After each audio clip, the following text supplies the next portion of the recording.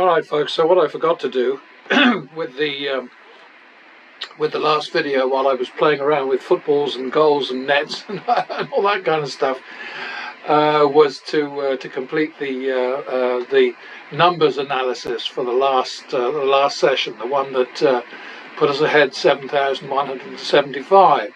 So it's easily spotted because the well, it's the one that was put up today, 1st of August. So here we are anyway. I mean, the bottom line is that it came out as I indicated, 51 wins, 54 losses, which is a bit different from what I had before, but that's because one number is net and the other number is blah blah, So the AV wins and losses is actually slightly in favour of the player, and altogether it was even-handed. I mean, it was not a big whoop, easy to beat.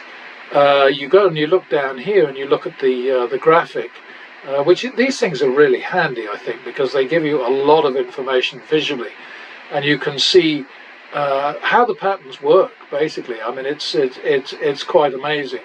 And of course, the most important thing is that we don't need as many wins to recover as the number of losses that put us in deep shit in the first place. Because, like, if you look here, you've got a number of losses in a row, and then boom, we turn around in one, and then here we've got more. We've got, it looks like 5, doesn't it? And so it took us 2 to turn around, and there, and you see this, and this is what happens all the time. So, this is why I sometimes probably sound a bit cranky and frustrated and all the rest of it, because I don't understand why you don't understand. And I remember that a teacher that I had years ago, obviously, since I haven't had not a formal teacher anyway. I've had many teachers in my life, but not school teachers, and they said basically the same thing. So I don't understand why you don't understand, so let's work this out together. And he was great, he was fantastic, and finally, and it was actually, funnily enough, all about math. And he finally said, you know what, I think you finally got it. And I said, oh yeah, I think I do. So anyway, arithmetic, mathematics, maths, whatever you want to call it, not as scary as a lot of people think it is, and it's given a bad rap, just like progressive betting against games of chance. It needs better PR. It needs a better agent, maybe. I don't know. Anyway, please forgive me. I have to mop my sweaty brow because it's extremely hot. It's like 10 o'clock at night, and it's by English standards it's really hot, 69, and highly humid. Alexa, what's the humidity right now?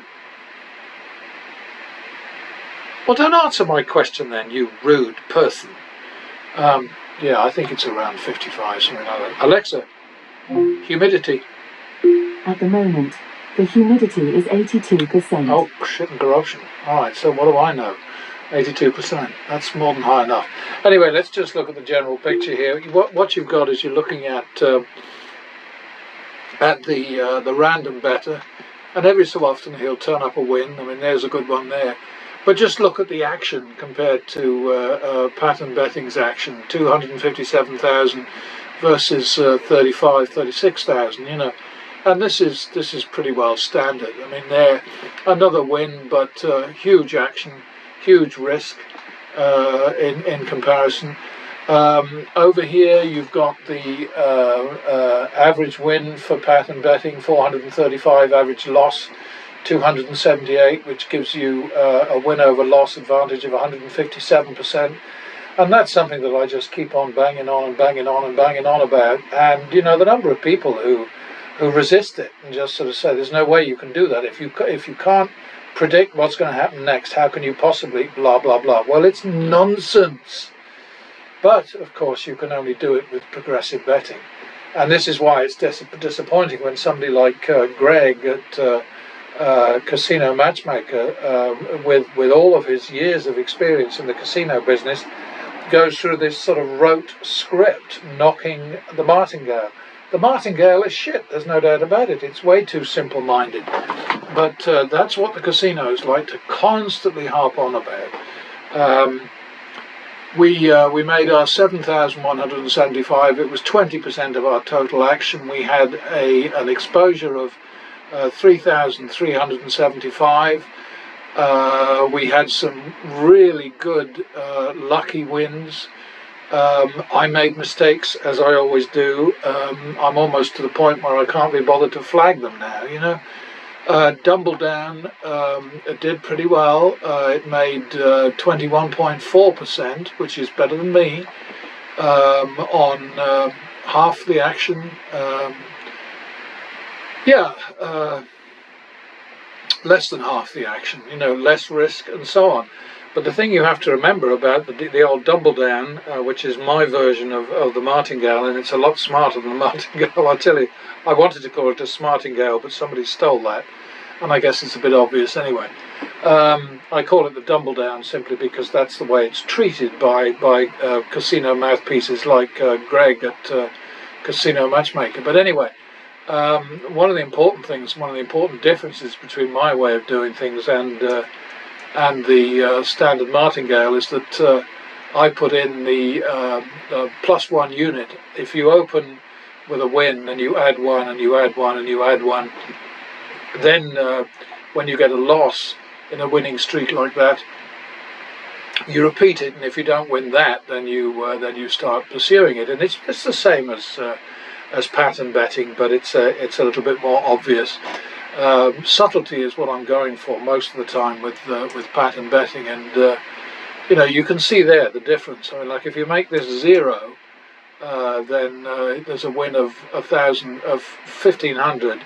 You add that, add a unit deal there, and it doubles to 3,000 plus.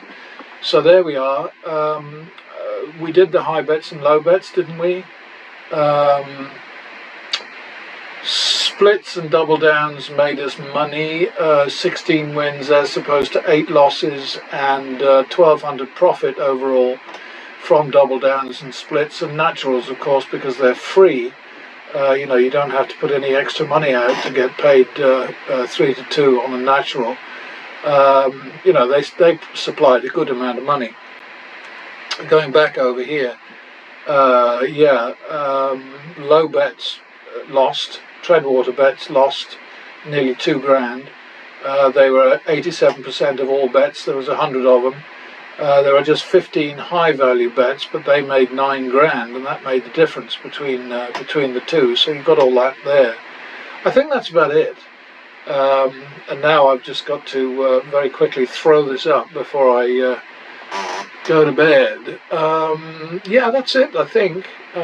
Just you know, always keep in mind the pattern situation here. It's really very dramatic, and this particular way of presenting it just makes it so easy to see what I'm talking about. I hope it does anyway, because there's really not much more I can do. Let me just do a couple more randoms. You know, you will see wins, but you'll see huge outlay. And then, of course, you know, there's a loss, 15,500. You know, it's even money, so even the clowns would be able to probably at least not go broke, hopefully. But that's the end of the story, I think, and I will see you next time. 157%, remember that, 157%. The average win was 157% of the average loss. That is the name of our game. Bye.